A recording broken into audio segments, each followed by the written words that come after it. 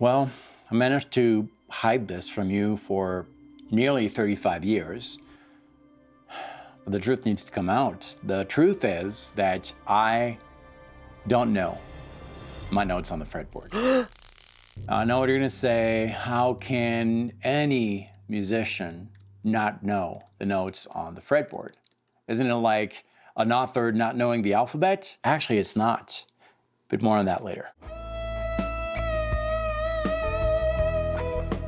Now, things didn't start that way. When I started playing, I started with a few chords, the pentatonic scale, and then I decided to get a little more serious on guitar. It was about 96 when I took the pledge to myself to become a better musician. And I did start memorizing the fretboard. And I actually got pretty good at it. I was able to just play a note and almost instantly tell you what that note was. But at the time, I was just a bedroom guitar player, a teenager wanting to become a great guitar player, working on anything you could, and that's what I did. Now, that was before I started working as a professional musician. Once I started working in the music field, everything changed. My first steps in working in the professional music world was to work in cover bands. I was in the south of France where I grew up, and in the south of France there was this very popular thing that happens in summers. You'll have some cover bands visit different villages. Now those bands would travel from city to city, village to village, and put up a big show in the village center. And the whole town would go to these shows and basically drink and dance for hours and hours. Now these shows lasted a long time, 4 to 5 hours. They were pretty big productions and you had to know tons and tons of popular songs. Now I was a lead player in that band and there was no way I could memorize every single thing. Now before auditioning to join one of these bands, I thought that it was absolutely necessary to know all the notes on the fretboard. I mean, it makes sense, right? And so I refined that skill and memorized the whole fretboard, made myself little exercises, play a note, look at it, and name it. And I wanted to become very, very quick because I thought that was the key to getting the gig. Well, it was nothing like that because the actual audition was as simple as me joining the band, the rest of the band, for a practice session. They had sent me a few songs to play, and I just had a few hours to memorize those because I was asked to audition last minute, so I wasn't even prepared. I had heard songs before, and I could jam, I could improvise somewhat. My technique was okay, and I just improvised through the whole set, minor pentatonic all the way, and I got the gig. And so that job lasted for, I think, about 4 summers. And the whole time I was with that band, whether it was on stage or practicing or learning new songs, the only time I had to name notes was with chords. But it was never in naming individual notes. It was just the root of the chord. And yeah, that's super important. We should be able to do that. But that was different from the thing that I had been practicing for so long, trying to memorize all the notes on the fretboard. Because those chords, typically you'll have a visual reference point on your guitar. And usually that visual reference point is going to be on the low E string or the 5th string. And then you build your chord from there, chord shapes and things like that. So that's all I needed. I didn't need to memorize the whole fretboard at that time. Now, after 4 years of working with that band, I quit. I wanted to move on to something a little more fulfilling. And I found a job in a recording studio. And I thought to myself, well, surely I'm gonna definitely need to memorize the whole fretboard. And so I practiced daily, memorizing the notes on the fretboard. And once again, I got pretty good at naming these notes on the fretboard, but just like anything, if you don't use it, you kind of lose it. And that's exactly what happened, even in that recording studio gig. Now that gig lasted for years. Basically, some artists would come in with a demo. They would send a demo. At the time it was cassettes. They would send in a cassette. The band would listen to it, and the artist would come in to the studio and record with a real live band. And I was the guitar player in that band. And one day, we got this cassette from this artist, Annette Cambin, who's a singer, And she had, pop songs, popular pop songs, nothing too complex. And before Annette came into the studio to record, the band got together to go through these songs and try different things. Now at that time, I still hadn't had the opportunity to kind of show that I knew all my notes on the fretboard, and I had to think about it, I remember, but there was this one note that the keyboard player, Carlos, played that I really liked, and I just wanted to test things out. And so mentally, I was thinking about that note, and I tried to figure it out on the fretboard, and it was a B flat, and I said, "Hey Carlos, I really like that B flat you played there at the end of the chorus." And I was shocked because Carlos just had to think for a while, and it's like, B flat, wait.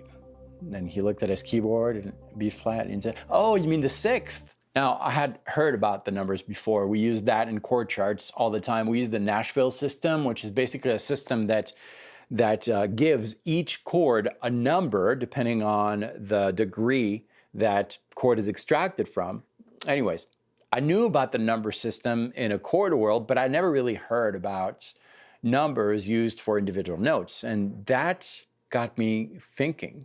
Now, you know how sometimes you hear a new word for the very first time and you look it up, and then from that point, you keep hearing that word pop up in conversations all the time? Well, that happened to me because after that day where Carlos referred to that B flat as a sixth, I started hearing those numbers pop in conversations all the time with other musicians. They were all referring to individual notes as numbers. And then one day it just clicked. It was a November evening, I remember, because the leaves were blowing and it was cold outside, and I had just finished a long day at the studio, went back home and kept thinking about those numbers. And I realized that, well, they're talking about intervals. But then I really understood why numbers were so much more powerful than the names of the notes. Really quick, here's a refresher on what those numbers mean. Let's take a major scale. A major scale has 7 notes. Each number will correspond to one of the notes of the major scale. The sixth is the 6th note of a major scale. And when my friend Carlos had mentioned the 6th, well, that's what he was referring to. He was referring to the 6th note of a major scale. Now, here's the cool thing with scales. Scales convey emotions. Play a major scale, for example, it's going to give you a certain feeling. That feeling can be described sometimes as happy or enthusiastic or peaceful. Whatever the term you're using, that's the feeling that the scale will make you feel like. And each scale is going to have a particular feeling associated with that scale. A minor scale might sound a little more melancholic or sad. A Locrian scale might sound tensed.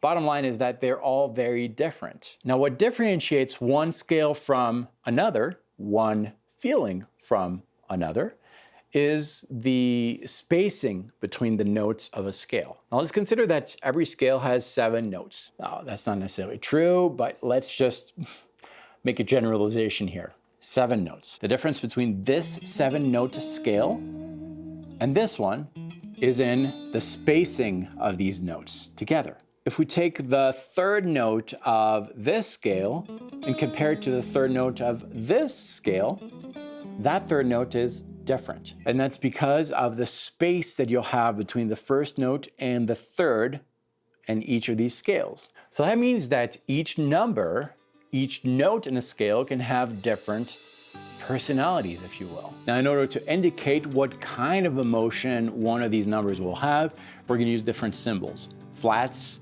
sharps. And that's when it clicked, because you don't really get that when you're naming a note on the fretboard. If I'm referring to B flat, you don't know if that B flat pitch, the sound of that B flat, is a 3rd, a 4th, a 5th, and you don't even know the personality of that note, that spacing.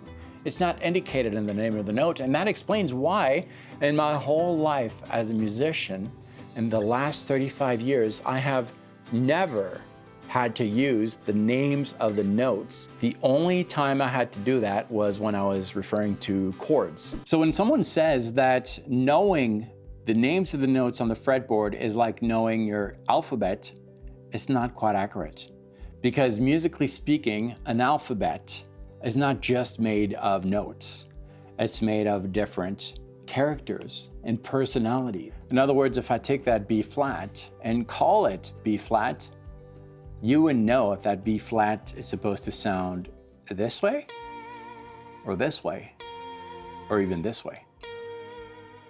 And that's why numbers is such a better way of calling the notes, because it'll really give you the full picture. And there's a lot of power in that too, because once you understand how those numbers work and how to alter the personality of a number, you have way more control on your music, and you'll be able to really express the things that you want to express. Click here for a free workshop that teaches you how these numbers work and how to use it in your music. This will make a big difference in your playing. I guarantee it.